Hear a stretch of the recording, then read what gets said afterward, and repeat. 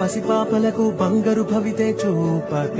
ఒక అమ్మ ఒడిలా నువ్వే మమదే పంచినావుగా బ్రతుకంతా బరువైపోయి అలసిన అవ్వ తాతకు ఇదిగో నేనున్నానంటూ చెయ్యందిస్తున్నావుగా హారే చూపే